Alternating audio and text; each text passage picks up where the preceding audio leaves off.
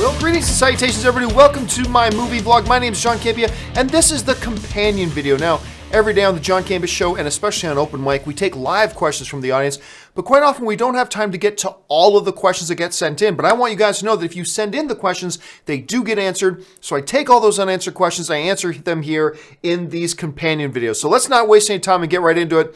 And the first question today comes to us from Eddie Mason, who writes, Conan, A Way of Life. Okay, so I remember where this comes from. This comes from the other day.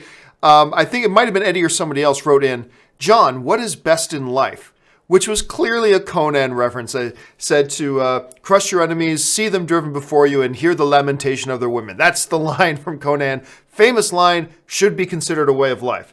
All right, next one comes to us from Devontae Brown, who writes, you read Damon Wayans' side of the Clayne Crawford issue. Yeah, so for those you don't know, and I'm sure many of you guys have heard of this. So there's this television show on Fox, Lethal Weapon, right? I haven't watched a single episode of it, but I hear from people that it's pretty good. Anyway, they went through a little bit of a crisis. The lead guy in the show, playing Riggs, Clayton Crawford, he had some behavioral issues on set.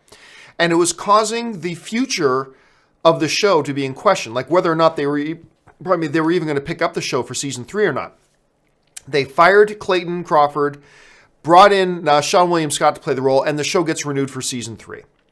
So some people have spoken on behalf of Clayton Crawford, but his co-star Damon Wayans, who plays Murtaugh, came out and was basically slammed Crawford. Said, this guy, I got injured because of this guy. He said all the women on set knew that he called him an emotional terrorist. They said they would put up these stickers all over set saying that Crawford physically assaulted a couple of people in the cast and crew. It's just an awful, untenable situation. So yes, it's completely understandable that they let the guy go. And it's unfortunate. I mean, you never like to hear, almost under any circumstances, you don't like to hear about somebody losing their job. But if you're making a place a threatened, like people physically felt threatened by you being there, then yeah, I mean, the dude had to go. And I'm glad that Damon Wayans spoke up. Let's see. Eddie Mason writes, dude, where's my Aaron Cummings interview part 2? It is up. It is now up. It is on my YouTube channel. You can check it out there. It's one of the most fun things I've ever done on my channel, are these interviews with Aaron Cummings, who is an actress whose name you might recognize, but you've seen at least one of her shows or movies. She's been in a ton of stuff, and she's a great storyteller, telling stories about, you know, behind the scenes stuff on her shows like Spartacus or Halt and Catch Fire or Pan Am or Detroit 187 or, you know, Bitch Slap the movie or whatever, or the Disaster Artist movie. She's just got great stories to tell. If you haven't started watching them yet, go check them out. Parts 1 and Parts 2 are now up on my channel. Eddie follows up with, IMDb API allows for BS reviews, and Eddie follows it up with API Application Program Interface. I mean, it just kind of goes to what I've been talking about for a long time. You cannot trust any user reviews online. You just can't. The only one that is remotely reliable is CinemaScore. Because CinemaScore is the only one, whether you're talking about the big 3 ones, CinemaScore, IMDb, and Rotten Tomatoes user scores. The only one remotely reliable is CinemaScore, because CinemaScore is actually physically there at movie theaters across the country, polling people as they come out of a movie. So they verify this is a person who has watched this movie and is giving us their first reaction to the film. That's the only one. Because on IMDb, like this just came up the other day, Solo already had thousands of user reviews. And guess what? None of these people have seen the movie yet. None of them had seen the movie yet. And surprise, surprise, almost all of the reviews that were submitted were either 10 out of 10 or 0 out of 10. So people go in with an agenda and just fire in reviews, even though they've never seen the movie. And that doesn't stop once the movie comes out. Same thing with Rotten Tomatoes. So you can't, I mean, like Rotten Tomatoes, I can't remember which movie it was. It might have been Black Panther or one of the other ones, but basically, like half of these 0 scores or the lowest scores giving were all accounts that were just created within the last week. Like, remember that report that came out? It's like, so people, clearly they wanted to go to Rotten Tomatoes just to give it a 0 score or the bottom line score. So they sign up for a fake account, boom, drop the lowest score that they can. I mean, and you get it the opposite way too. Like on the Solo thing, there were a bunch of reviews that were 10 out of 10, also from people who hadn't seen the movie yet. That's why I say these, whether it's IMDb, the Rotten Tomatoes user scores, or whatever, you can't, I mean, they're interesting just to reference, but you can't rely on them at all because they're faked. It's way too easy to fake them. Again, if you want to take any user scores remotely seriously, the one you can at least take a little bit seriously is CinemaScore, again, because they're the only ones that actually verify that the person voting is somebody who has actually seen the film. And without that, you can't trust any of them. You just can't. Let's see. James Hoffman writes, what are your thoughts on Batwoman coming to CW crossover? Irrelevant. You could have had any character. It really doesn't matter. Is it remotely interesting? Sure, it's remotely interesting, but you could have brought in any new character and called them, I don't know, Knifey Stab Woman. Okay, Knifey Stab Woman is coming. It doesn't matter what the label on the character is. It only depends on what do they do with the character. If they do something really cool with the character, great. You know, Superman or Supergirl brings in Superman, but they completely crapped all over the character, so it was stupid and awful. Arrow brings in Deathstroke, and they do amazing stuff with Deathstroke, and it was awesome. Superman's a better character than Deathstroke, but it was all about the execution. So, yeah, them bringing Batwoman in, okay, interesting. Some people saying, and we talked about this on the John Campea show, some people saying, oh, that confirms that Batman's going to be there. No, it doesn't. Remember, this is a multiverse.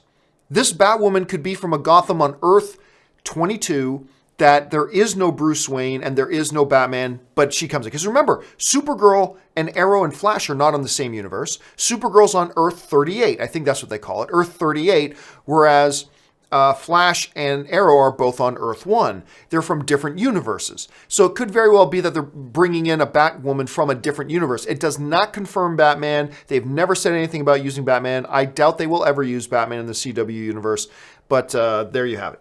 Okay, next one. C-Spice writes, going to college soon. Congratulations, C-Spice. Thanks to you, I want to get into film punditry kind of business. Tips for majors and focus. Don't. That's honestly my tip, is don't. If you want to get into the film punditry business, just start your blog. Things that will help you is, if you're interested in it, take any kind of film history courses you can. I would say don't worry about what you're majoring in. Mostly think about some electives that would help you out. Because look, if you want to do this as a profession, and people hate hearing me say this, but it's almost impossible because the space is so saturated right now. It's ridiculously impossible for a newcomer to come along and make a real space for themselves. I mean, it was ridiculously impossible that I did it. And I had an advantage. I mean, I had a background and stuff. So when I relaunched my YouTube channel, I had a little bit of a leg up, but it's such a saturated space.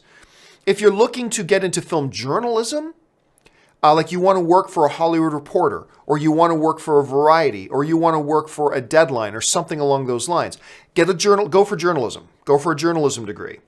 But if you're looking to do film punditry, kind of like what I do, the best thing to do is just start your own thing and see how you do. But just understand, if you want to get into this stuff, I always encourage people. I encourage everybody to start their own. If you're a big movie fan, I encourage everybody, start your own podcast, start your own blog, start your own YouTube channel. Just be realistic that your odds, make sure you're doing it for fun. Make sure you're doing it as a hobby, because your odds of being able to do it for a living are extremely finite. Extremely finitely small. Do it for fun. Do it as a hobby. Again, C-Spice, if you want to get into film journalism and you want to work for one of the big trades, best thing to do is to get a journalism degree. And I talk about this kind of stuff a lot, and I'm not going to go into it in depth now. I talk for hours about it, but that's just generally my recommendation. Jack Spittle writes, have you watched Netflix's Evil Genius, a great documentary? I have not seen it. I've heard good things about it, but no, I have not had a chance to see that yet. But again, I've had a couple of friends of mine that have watched and said they really like it. Anthony R. writes, I wrote a very long comment on your Facebook group. I am completely on your side. and hate these trolls. We support you, John Campy. Of course, Anthony referring to the kind of like editorial thing I wrote on my social media about how completely disheartening it is to see how toxic. I mean, we understand there's toxicity online. We know that. We've even seen it manifest itself very strongly in the whole Marvel versus DC movie ridiculousness. But what I hadn't seen is it creep into the Star Wars universe. And the trolls and the toxic and the cancerous influenced people have now, it's made its way into Star Wars fandom. And we're really seeing that right now. And there's some people think it's because of the movies. No, it's because of the people. Movies can be divisive, that's fine. But there used to be a day, and I talk about this ad nauseum the other day, but just to quickly sum it up. There was a day when the prequels came out and everybody, or a whole ton of people, hated the prequels. Like even saying these things ruined my childhood and blah, blah, blah, and all that kind of stuff. And then there were some people who really liked the prequels. But it didn't matter. The fandom was still unified. We didn't agree on whether these new Star Wars movies were good or bad, but we were still unified and we didn't attack each other. There were people attacking the movies. That's fine. That's having an opinion about a movie. But we didn't attack each other. The people who liked the prequels didn't attack the people who didn't like the prequels. The people who didn't like the prequels didn't attack the people who did like the prequels. I'm sure there were some examples where some people did, but not on a large scale. So anybody who tells you that, oh, the reason people are attacking each other is because of the movies. No. You're just trying to make an excuse and justify yourself for becoming an asshole and attacking other people for having a different opinion than you, regardless of whether you're the pro or the negative side. It's the people have changed. And it's just very disheartening for me, somebody who loves the fandom so much, to see the fandom become such a toxic place. And I'll tell you right now, I haven't announced this officially yet, but I guess this is now. I'm canceling my Star Wars talk show. I have no more desire to do it because the Star Wars fan community has become so toxic. I still love Star Wars, but I don't love the Star Wars fandom anymore. It's just been ruined for me. So yeah, the Star Wars talk has now been canceled. So I'm not going to be doing that show anymore. But it's just one of the repercussions of these really toxic, awful people doing really toxic, cancerous, awful things. But there it is. Let's see. Carlos Camejo writes, are you a dual citizen? Felt curious. No, I am not a dual citizen. I am a permanent resident. I am a Canadian citizen, but I have permanent residency in the U.S. So I have my green card. I am a official permanent U.S. resident, but that's different from having dual citizenship. So no, I'm not a dual citizen. C. Spites writes, that jump that happens each day with Super Chats is so consistent.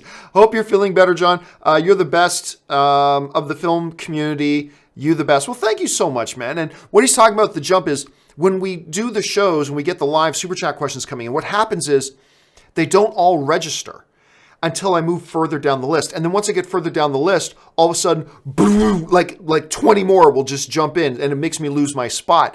And it happens almost every day, which is why we have to do these companion videos. So good observation, C-Spice.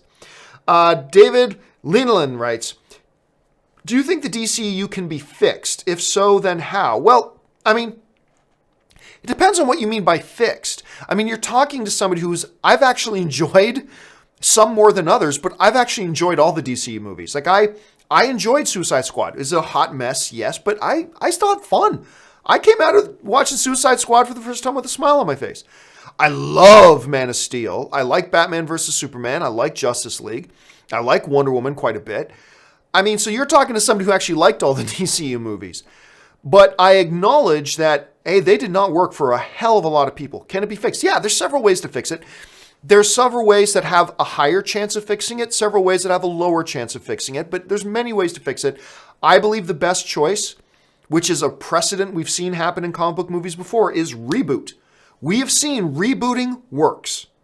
Not every time, but rebooting, we've seen several examples of rebooting working in the comic book universe, and that's what I think they should do. Now, there's a new guy in charge of the DCEU named Hamada, and we're just going to have to wait and see what his plans are. It's going to take us at least a year to see his fingerprints really get on it, because so much of the DCEU was already in motion, was already happening when he came on board.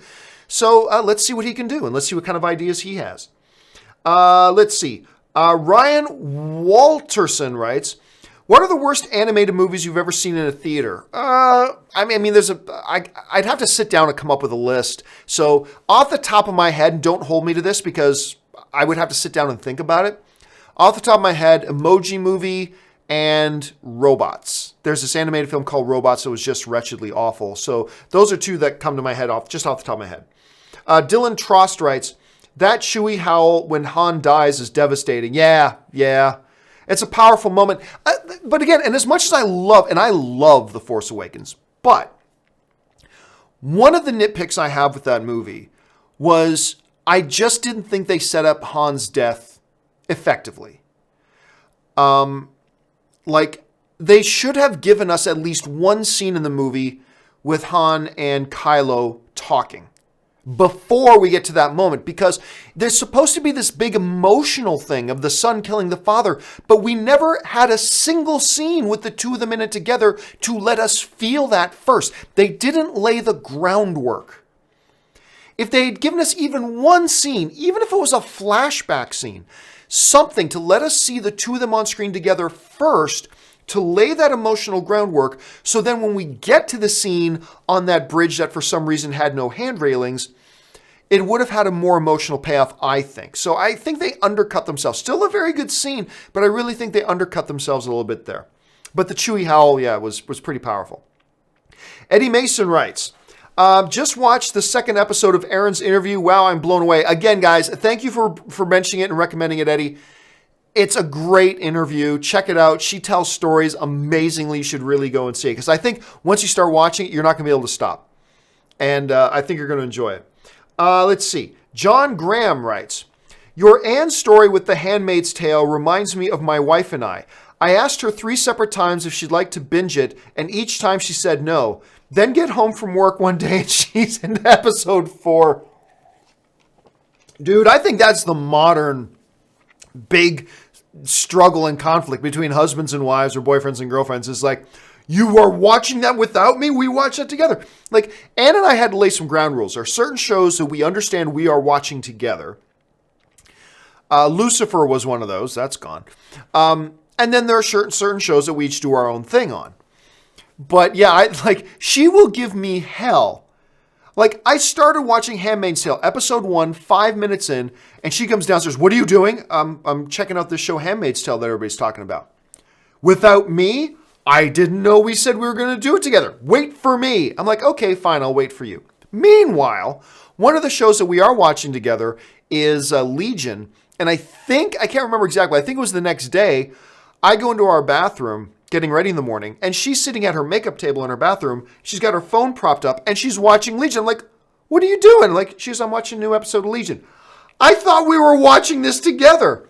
Yeah, but I had some time to kill. Didn't you just give me hell yesterday for... Anyway, but that's husbands and wives, dude. That's husbands and wives. All right. Zagging writes, will traveling in Infinity War be stupid? It's impossible. I'm not a fan of time travel in most movies. There are exceptions. So I'm not saying every movie with time travel is stupid. There are clearly exceptions with some very good ones. But for the most part, I'm not a fan of time travel in movies because I quite often find it being used as a crutch and as a cheap, as bad writing, as a cheap out. It's like, oh, we created this situation. Let's do time travel to get out of it. And quite often it's quite lazy. Will it be stupid? I mean, we won't know till we see it. I don't like the idea of using time travel, but it looks like they're going to do it. We don't know that for certain. It looks like they're going to do that for Avengers 4. And whether it'll be stupid or not, we have no idea. We're just going to have to wait and see how well it's executed. So it's impossible to say at this point. Carnell B writes, hi, regarding any of your past projects, have you ever been in a position where you chose to work with an entity that conflicted with your values because you knew overall it'd be good for your project? No, never have. And I'm lucky that I've always been in a position that I've been able to make those choices. The one time that I can think we got anywhere near a conflict was I was working at AMC, and it was not long after Chris Brown I have sisters, all right? I have aunts who have been physically abused by men. And so when the whole Chris Brown thing came out and those horrific pictures of Rihanna's, and I'm not a fan of Rihanna. I don't care about Rihanna as an artist, but she's a human being. And watching the pictures come out of the hospital of how beaten her face was, this frail little 95-pound girl that some little pussy decided to beat on a woman,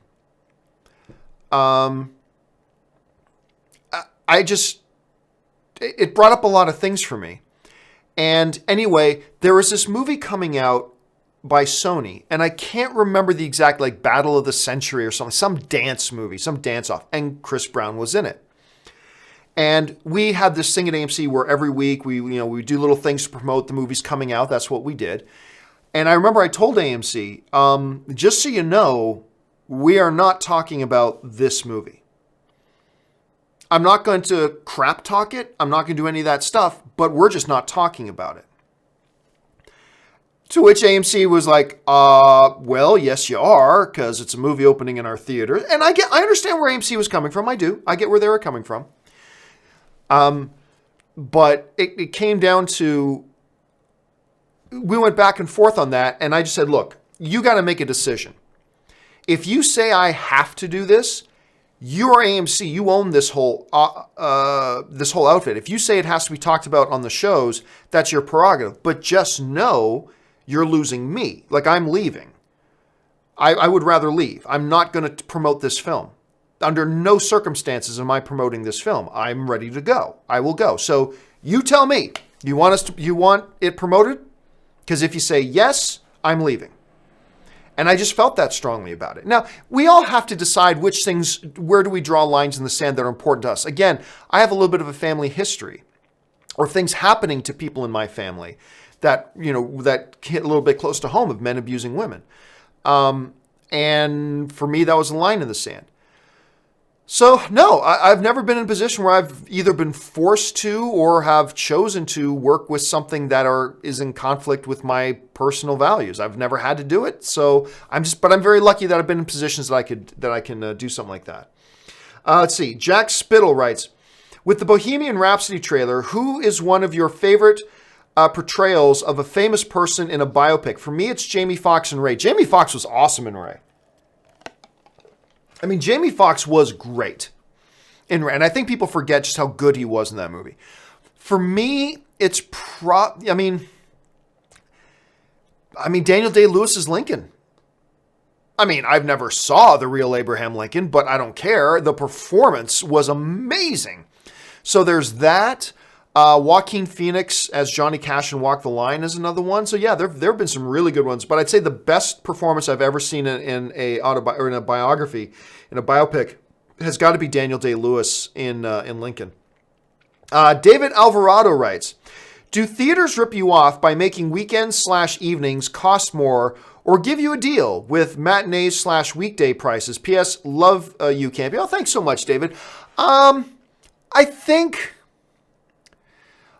Honestly, I think they're giving you a deal by lowering the prices of the matinees, because they're just trying. Here's the thing, because they know people don't generally go to early matinees and go to the weekdays and go to movies as much on weekdays. So therefore, they need to try to do something to try to entice you to come more to those screenings that not as many people go to. Look, going to the movies costs too much. It does. The industry needs to get a handle on this and figure out a way to bring the prices down. But in this one situation, I'll say between the two options, I say they're giving you a deal because they're trying to entice you to come to the movies when most people don't come to the movies. So that works more in their benefit. Dylan Trost writes, weird question, but which movie did you laugh out loud more often during, Solo or Infinity War? Oh, Solo. Yeah. Solo's quite funny. Deadpool, far more than both of them, and there are some definite funny moments in Infinity War, but Solo has funnier moments and more funny moments. Deadpool trumps them both, though, easily. Brian Rogers writes, hi, Love Hate is set in Dublin, Ireland. Setting may appear boring compared to US shows, but it's a great criminal underworld show. Tom Von Lawler is the best character / great actor in the show. Us Irish are glad to see him in Infinity War. I have never seen the show, so I really can't comment on it, but I've had a couple of people recently here, like live on the show, mention it. So I don't have a lot of time to squeeze in a new show into my schedule, but for those of you guys who are looking for new stuff to watch, I'm hearing a few people like Brian here are recommending this Love-Hate show. Might be something you want to check out. If you do check it out, fire me off a note and let me know what you guys are thinking about, because I'd be curious, because I'm hearing some really good stuff about it. David Obenauer writes, wanted to give up on Star Wars fans too, but when I wear my Star Wars clothes, people will come up and talk Star Wars like we have been friends. Most are great. I think that's true. I think most Star Wars fans are great. And I've had that experience too, where I've gotten like there's my trademark Rebels hat that I really like, or a Star Wars shirt or something. And inevitably I'll have somebody go, I like shirt and stuff like that. That happens too. And that's a really nice thing. That is a nice thing. Thanks for sharing that, David.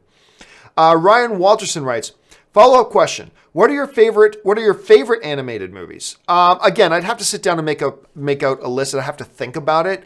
Off the top of my head, my favorite animated film of all time is The Lion King. And I've said that for a long time. There's many, many great animated films that rank right up there, but off the top of my head, I'm going to have to say Lion King is still my all-time favorite animated movie. Mike McHale writes, hey, John, thanks for everything you do on your shows. Thanks, Mike. You've helped me see things more subjectively and accept people's opinions for what they are. Well, thank you so much, Mike. And that is the heart, the most important thing. I keep preaching this, and I'll keep preaching this to the day I retire, is that the most important thing that we as film fans need to get is that all film is subjective. There is no right or wrong answer, except for like who starred in this movie. I mean, there's factual things you can quantify, but as far as how good or bad a movie is, it's really all subjective. Art hits you in a different way, and you'll have a certain experience with a film that is going to be totally unique and different from everybody else's experience with that film. So I can say, I think this is the best movie. I think this is the worst movie. I say, that movie's great. That movie's terrible. But understand that the underlying principle is that it's really at the end of the day, it's all subjective. So that's why, hey, man, if you love a movie that I think is just garbage, awesome. I'm glad you like it.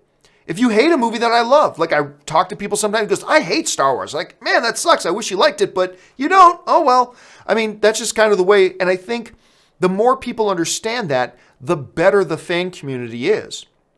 And when you get people who don't understand that, then you start to get a bunch of stuff that we've been seeing the last couple of years. And it's really unfortunate. All right. Hector Jetter writes, we're here for you, Gio, and appreciate everything you do for us. The toxic fandom needs to end. The toxic fandom does need to end. And again, it starts with everybody needing to understand all film is subjective. When you actually get that, like when you actually get it, that all film is subjective, it becomes very hard to be a toxic fan. Because if you just get, hey, all film is subjective, therefore, there are going to be people who like what I don't like and people who don't like what I do, and that's okay. When you get that, it's tough to be a toxic fan. And it's going to be this way until people really do let it sink in and start to understand that. ZOMG Ruler writes, I hope Disney doesn't put studios out of business. Well, Disney can't put studios out of business. Look, here's the thing. Fox has a big movie out this weekend in Deadpool, right?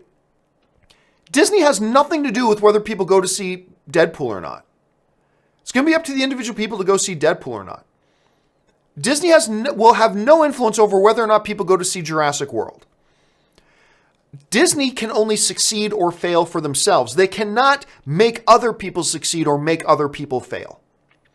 They can put out great movies, which hopefully makes people love going to the movies even more, which can help other studios and their movies, sure. But on a real, true, objective scale, there's nothing Disney can do to stop other films from succeeding, and nothing they can do that can make other films succeed. All they can do is put out the best movies they can to either succeed or fail on their own merit. So I don't really see that. I mean, is there a margin there of influence? Yeah, absolutely there is. But on a truly practical level, they really can't do that. So I wouldn't worry about that. Tinas Flado Mendoza writes, love the Deadpool 2 / solo graphic on your last The John Campea Show. Ray is brilliant. You even had Peter skydiving. Look, Ray is great. Now, a lot of the times the graphics you see are graphics that I make, but whenever you see the good graphics, that's Ray. Ray does a really great job. He's been doing graphics for me ever since the AMC days. And you're right, Ray is just terrific at doing this stuff. Cobra writes, it's not all of us, John. Some Star Wars fans are still good. Most Star Wars fans are still good, man. Most of them are. Truly, most of them are. I'm a Star Wars fan, and I like to consider myself being pretty good. You love The Last Jedi? Great. You hate it? That sucks, but hey, you hate it. No big deal. You know, and I just wish more people had that attitude, but it is what it is, man. The other black guy, I love that username, writes, what do you think of Predestination with Ethan Hawke? Oh, I've been confusing movies lately. Let me just make sure. I think I know which one we're talking about.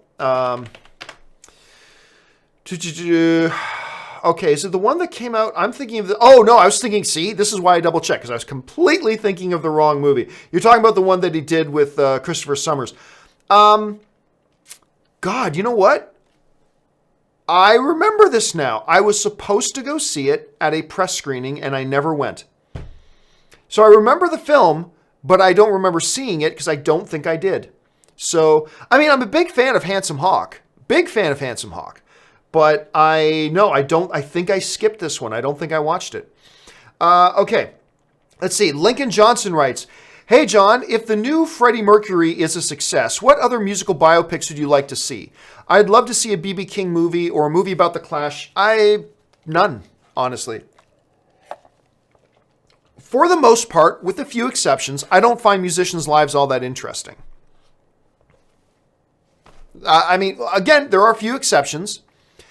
I mean, I would rather see a biography about a guy who comes up, remember recently there was that dude who came up with a way to build a condenser that pulls moisture out of air and creates drinking water out of it in these African nations that have like drought problems and is actually saving people's lives. I would rather see a biography on that dude. That's who I would rather see a biography of. I'm honestly not all that interested in biographies about musicians. Again, there are some exceptions, absolutely. But just for the most part, I'm not all that interested in biographies about musicians. Ben Davis writes, Ben says, hey, John, just want to say you're the man. Thank you so much, Ben. That's really nice of you to write in. Tinnis Flatter writes, no need to apologize about going on, buddy. It's better to get negative stuff off your chest. It will eat you up from the inside. You helped me get through this thing called life. Thank you. Oh, thanks a lot, Tinnis Flatter. I appreciate that, man. Ryan Walterson writes, favorite movies from Lucasfilm that aren't Star Wars related. I mean, God, what Lucasfilm movies are there aside from Howard the Duck? And obviously Willow. Hold on a second. Let me just bring this up here. Like seriously, other than those ones, there was Strange Magic. It wasn't that big. I mean, American Graffiti is probably the best movie Lucasfilm was ever involved with. Yeah, I mean, was Radioland Murders a Lucasfilm film? Huh, didn't realize that. Yeah, so I'll probably go Willow and probably American Graffiti. Those are the ones I'll go with right there off the top of my head. Let's see.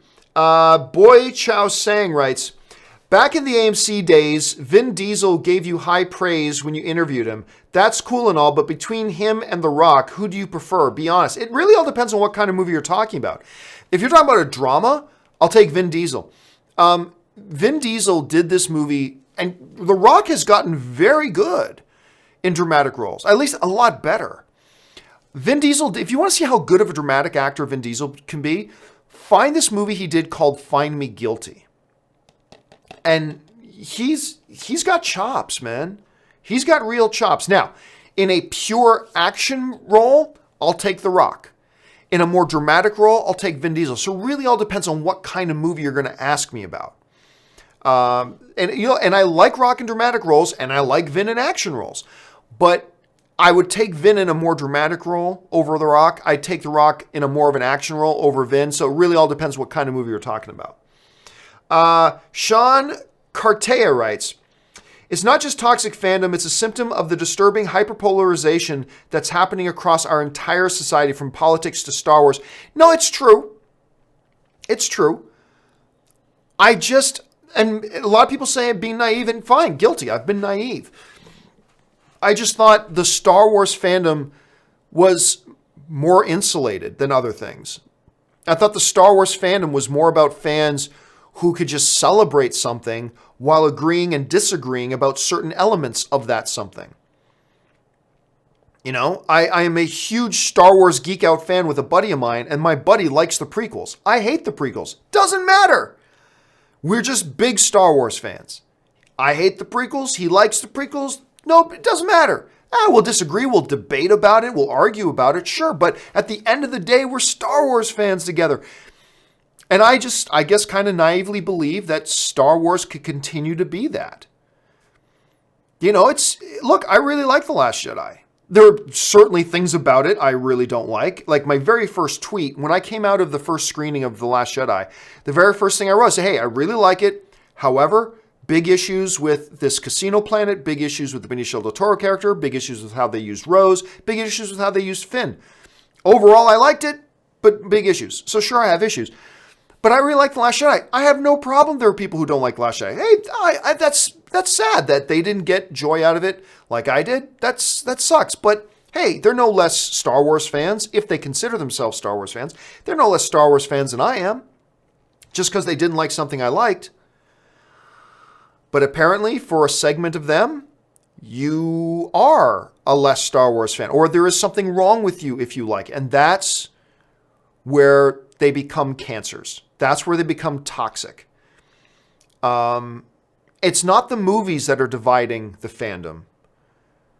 We can have differences of opinion over a movie, and it doesn't divide the fandom. What's dividing the fandom is people who are deciding to act a certain way. Like, instead of just going, hey, I didn't like The Last Jedi, but you did? That's cool. Instead of doing that, they go, you like The Last Jedi? Well, you're this, and you're this, and you're this. That is what's dividing the fandom. Not the movies. Because we had differences of opinion over the prequels as well. It didn't make us attack each other. Now, people are making the choice to, when we have a difference of opinion with somebody else over a movie, we need to name call and we need to attack them. That's the difference. It's not the movies that's dividing the fandom. The movies is giving us different opinions over the movies. What's dividing the fandom is the way certain people within the fandom choose to act towards each other. That's what's dividing the fandom. And anybody who tells you otherwise is simply trying to justify their own behavior. And anyway, that's just how I see it. Okay. Mauricio Florsmeyer writes, hey, John, sorry about your friend. The whole situation sucks. Glad you're okay. Keep up the fantastic job. What Mauricio is talking about is I found out recently that somebody I knew back home had committed suicide. I've never had somebody that I really knew, that I actually knew, but was on first name basis with, commit suicide. People I've on the outside of social circles I've been in have done that before. Never somebody that I could run to, no one on first name basis. Yeah, and that sucked. I don't want to go into it here. That's not what we're here for, but it sucked. So thank you for your well wishes, Mauricio. I really appreciate that. Riley Johnson writes, love your work, man. Did you ever think about creating a news site again, like the Movie Blog or, say, Cinema Blend? Yes, I have thought about it, but I also thought better of it for a couple reasons. One, it's ridiculous amounts of work. I'm working 14-hour days as it is right now. I simply have no time to do another movie news website. Just no time. But the second thing is, and maybe even more importantly, is like what I was talking about before about the oversaturation of the space. There are tons of high-profile movie news sites. Whether you're talking about the top tier, like the real legit journalism sites like The Hollywood Reporter, Variety, Deadline, sites like LA Times, Entertainment Weekly, on and on and on. The next tier down, where there's our online places like A Coming Soon, like a Cinema Blend, sites like that. And then even the next tier, and there's just dozens and dozens and dozens and dozens and dozens and dozens of those. It's an oversaturated space. So to try to introduce a new one in is probably not the best idea. So that, combined with the fact that even if I wanted to do it, I don't have time to do something like that, kind of made me put that idea to bed. I'm not saying I'll never do it. Maybe someday if I stop doing YouTube or whatever, but it just doesn't, it's something I thought about, but I put it to rest. But thanks for asking, man. Mason Kackman writes, when will we get the Bumblebee trailer? Isn't the release date coming up? I thought Bumblebee doesn't open until December. Hold on a second. Let me just... I'm just looking up the release date. I believe it's just, December 21st. So what is it? It's May, June, July, August, September, October, November. It's still 7 months away. So, I mean, I guess if they wanted to, they could put out trailers now, but what would be the point? There's just simply no point in putting out a trailer this early. So, I mean, they might, I'm going to guess probably by the end of summer we'll get one. Maybe a Comic-Con. Probably. That would be my best guess. Comic-Con is probably where we'll get our first trailer. Don't know that for sure, but that would be my best guess at this point. But again, like I'm saying, the movie's still 7 months away. There's no real practical advantage to putting out a trailer right now. Let's see. Royce Freeman writes, does retconning change canon? Infinity War said how many years before New York was, but in Homecoming, which came out before, it said different. I think, look, here's the thing. There is major stuff like Spider-Man is Peter Parker to Spider-Man is Miles Morales. That's a big continuity change. If you said Spider-Man in Civil War was Peter Parker, and then later you're saying you got Spider-Man who's Miles Morales is going, hey, Mr. Stark, remember back when I helped you at that airport in Germany? That's a major continuity error. That is a major canon contradiction. Honestly, as a fan, I could care less about, oh, they were off in their timing by this many months and blah, blah. It's irrelevant. It doesn't practically impact the movies. And if it has no practical impact on the movies, I really don't care. So things like, and you're not the only one, Royce, who has written to me. I've had a lot of people saying, John, in this movie and in Homecoming, they said this, and in this movie, they did this, and the timelines don't add up, and blah, blah, blah. And I'm like, well, maybe, but who cares? On a practical storytelling level, it doesn't affect anything, really. So who cares? So really, ultimately, and there are some of you who do care. Great. If it matters to you guys, nothing wrong with that. And it's fun for you guys to think about that and put some brain power to that, that's great. For somebody like me, where it's not an actual practical issue, it really doesn't matter to me, so I honestly don't give any thought to it. Jake Vidmar writes, like the question about Uncharted, do you know if the Last of Us movie is still happening? Have you played the game? You're awesome, by the way. I have played the game, actually. I did a story review of it, because the first thing I did, this is quite often how I do it. I watch the cutscene movie, and cutscene movie is a little bit of a misdirection because some people say, John, you can't just watch a cutscene movie because a lot of the story happens in the gameplay. Yeah. But the people who put together these cutscene movies include the gameplay elements where story elements are being told. That's why instead of like a 3-hour cutscene movie, they actually end up being 8 or 9 hours because they include all that important stuff. So somebody like me, what I like to do is I like to watch the story, because if I don't like the story, I have no interest in playing the game. So I watched I can't remember how long it was, like a 10-hour version of the Last of Us movie, whatever. And I did a review for it. It's up on my YouTube channel. You can find it. And because I liked it, I then, grabbed my friend's PlayStation 4 and I played the game a little bit.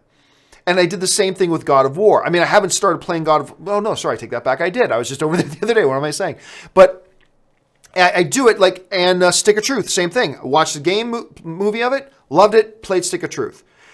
Did the same thing with Fractured But Whole. Watched some gameplay of it first, then went out, Ann and I ran out, bought the game, played it. So that's kind of, and actually, Star Wars Battlefield 2, that came out recently. That's what stopped me from buying the game. I watched the cutscene movie. I thought, this is lame. This isn't good.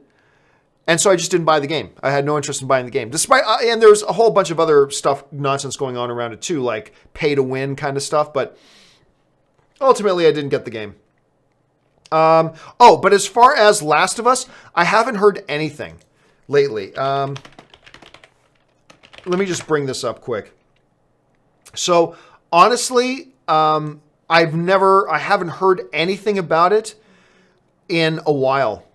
And I don't know if that means they're still just plugging along in the development of it. But like we said with Uncharted, I don't know if the results of Tomb Raider may hurt it getting done. Like, there are studio executives who may be sitting back and looking at the results of Tomb Raider and going, my God, they just put out a good video game movie, highly recognizable intellectual property in Tomb Raider, an Academy Award winning star that everybody likes, and the movie still didn't do well financially. That may hurt. That may hurt movies like Uncharted, and that may hurt movies like Last of Us from moving forward. Like, you may have a situation, look, they might be ready to make big announcements next week, or maybe they're going, you know what, we need to wait and see if another video game movie comes out that actually does well. And until we see it, maybe we don't want to put $130 million into producing a movie like this if we don't think we can get that money back. So it might be hurting it. We don't know for sure, but it might be.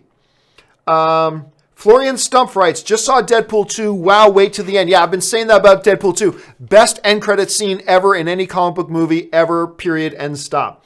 Dirk Diggler writes, hey, John, I was worried for you. Glad you were back. The jackasses forgot that Lucas sits on the board of Disney with veto power. If he did not like The Last Jedi, he would have done and said something. Well, Dirk, no, you're incorrect. Number one, George Lucas does not sit on the board of Disney. He's not on the board of directors. There is a big board of directors, of which Bob Iger's not only the CEO of Disney, he's also the chairman of the board. He is the high grand emperor. Only one person has veto power over, like, true buck stops here veto power over any Star Wars movie, and that's Bob Iger. That's it. He's over Kathleen Kennedy. He's over everybody. He has final veto power over anything Marvel. Kevin Feige may want to do whatever he wants, but if Bob Iger says no, that's it. Bob Iger is the grand supreme emperor of all things Disney. He is both the chairman of the board and he's the CEO. He has supreme executive power. Now, that being said, George Lucas is not one of the board members. And even if he was on the board, he would not have veto power. No board member has veto power. The board of directors of a big company like that, they do not get involved in the operation of the company. They set grand, like the main policy and grandeur scope policy for a company. But when it comes down to the actual operation of the company, that goes to the executives, the CEOs, the CFOs. They all work under the board of directors, but if the board of directors is more hands-off, they let those guys run the daily operations. And then even the executives have the offices underneath them, like president, vice presidents, who really handle the day-to-day stuff. So like Kathleen Kennedy is the president of Lucasfilm. She really runs Lucasfilm. But above her is the CEO of Disney, that's Bob Iger. And above Bob Iger would be the board, but Bob Iger is also the chairman of the board. At any rate, even if George Lucas was on the board of directors of Disney, which he is not, he still wouldn't have veto power because that's not the role of the board. And if the board as a whole wanted to kill something like kill The Last Jedi, they could do that.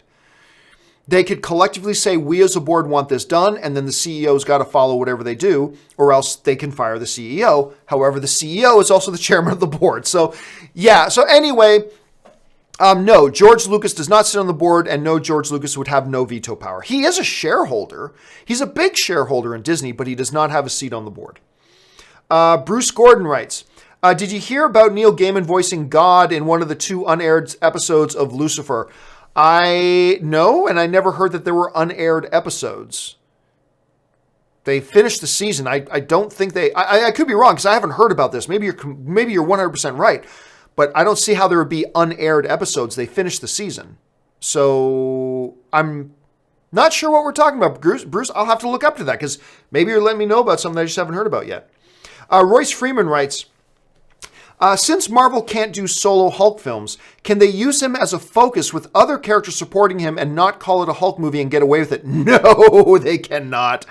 Because that would be easily proven. And if Disney tried to do something like that, they'd get the pantsuit off of them by Universal. There's no loopholes here. If you make a Hulk movie, but we didn't call it Hulk, it doesn't matter. If something's clearly a Hulk movie, then Universal could sue them and sue the hell out of them for it. So no, there's no such loophole about, well, just don't call it Hulk. Well, like you watch Thor Ragnarok, that is clearly Thor's movie. And Hulk is clearly just a supporting character in it. That's clear and obvious. Forget what the title of the movie is. Take the title Thor Ragnarok off that movie. Any potential jury member can clearly see common sense. This is a Thor movie. Hulk, Valkyrie, Loki, they're all supporting characters, but this is clearly Thor's movie. You make a movie that is primarily focused around the Hulk, you can call it whatever you want. Universal's going to take him to court, and Universal's going to win. If they try to pull something sneaky like that. Hung Jason writes, "Hey John, is it possible to redo the visual effects after a movie releases? After I watched Hitman's Bodyguard, the first Kingsman, even the Civil War, couldn't help but notice that some visuals does look odd." I think you mean do look odd. I mean, theoretically you can, but no studio is going to do it. At least very, very rarely. Why would you sink tens of millions of dollars into redoing effects on something that's already done its theatrical run? It just financially makes no sense to do it. So can you do it? Yes, you can. It's their movie, a studio's movie. They can do whatever they want. But there's no financial reason to do it. Why would we invest another $10 million into fixing up these visual effects when the movie's already done its theatrical run? Movies don't make anywhere near as much money on their home video runs as they do theatrically, so what's the point? Can they? Yes. Would they? Most likely no. I'm sure there are exceptions. To every rule, there are exceptions. I'm sure there is a few exceptions out there, but for the most part, the answer is no. All right. Andrew Oldham writes, "Seeing Deadpool 2 at noon, San Antonio time. How much is TJ Miller in it? Confession, I really don't care for Miller as an actor or comedian. And I think people are caring for TJ Miller less and less with all the nonsense that he pulls. Particularly this whole bomb scare thing that he caused in New York City. Not smart. Anyway, he's not in the movie a ton. He's got about 4 key scenes, and that's about it. So really not in the movie a hell of a lot. And when he is in the movie, his character's pretty funny. It is. He's pretty funny in the scenes he's in, but he's really not in the movie all that much, so I wouldn't worry about it. Alexander Helmer writes, "Love Deadpool 2, so funny, action-packed, I love Peter." It is funny, and all of the great, marketing Deadpool has done, they just kind of stumbled across this Peter thing. Now, Peter worked great in the movie, and they knew it would. I didn't even know they realized how big of a hit Peter would be with the marketing. And Peter, of course, is the guy who's just, "What superpowers do you have?" "None. I just saw the ad and thought it looked like fun." And he just became like a focal point of a lot of the marketing. So, yeah, just another brilliant marketing thing by the guys at Deadpool. Okay, Robo writes, "Fox executives said canceling Lucifer was a ratings-based decision. Pretty weird since it had better numbers than a few other Fox shows that did get..." Yeah, that's the thing. That's the thing that's confused me. Lucifer's ratings, and I loved Lucifer. Lucifer's ratings were not great. We'll just call it what it is. They weren't great, but they weren't terrible. As a matter of fact, they were better than a number of other Fox shows that did get renewed. So somebody's got to explain to me the rationale behind it. It's a better show than just about anything else they've got. And on top of that, it had better ratings than a lot of other shows that have gotten renewed. It makes no sense to me whatsoever. Damn right, hashtag save Lucifer. Please, some other network. I don't care if you're TBS, NBC, Hulu, Amazon Prime, Crackle, Netflix. Somebody pick this show up. Please, somebody pick this show up. Matt Glacier writes, "Sorry if you answered, but Hasbro Power Rangers sale." I don't know what you're asking. What about it? It happened. Sorry, man. What's the question? I just don't see a question in there, so I don't know what it is you're talking about specifically. What about it? What about this Hasbro to Power Rangers are you inquiring about? Unless you actually tell me what the question is, I don't know how to answer. Sorry about that, man. Marcus Skiles writes, "The next thing you know, they'll remake the Rocker Horror Picture Show." I think that came as a response to earlier on the John Campea show. We talked about how, Ryan Reynolds is doing a remake of Clue. And he's got his Deadpool 2 writers, Rhett Reese and, what's the other guys? I can't remember the other guys. Anyway, he's got his 2 writers from Deadpool are also writing the Clue movie. And it came out that it looks like it's going to be rated R. So, and next thing, hey, why not? Remake the Rocker Horror Picture Show. Why not? Agaliasis writes, save Lucifer. Damn right, I'm with you. Save Lucifer. Neil Penchal writes, love you, John. How'd you like the Office US finale? Oh, I liked it. It was a really nice finale. It really was. It was a really nice way. When you understand what that show was supposed to be, how they wrapped it up and ended it was really quite smart. And a lot of great shows have terrible series finales. The Office's was pretty good. Not one of the best ever, but I quite liked it. I thought the series finale was really well done. All right, final question today comes to us from Ryan Walterson, who writes, question in relation to Happy Time. You're talking about the Happy Time murders. What are your favorite Jim Henson Company TV shows aside from The Muppet Show and Sesame Street? I don't know. I mean, the only other one I even know about off the top of my head is Fraggle Rock. Dance your cares away. Worries for another day. Let the music play. Down to Fraggle Rock. Work your cares away.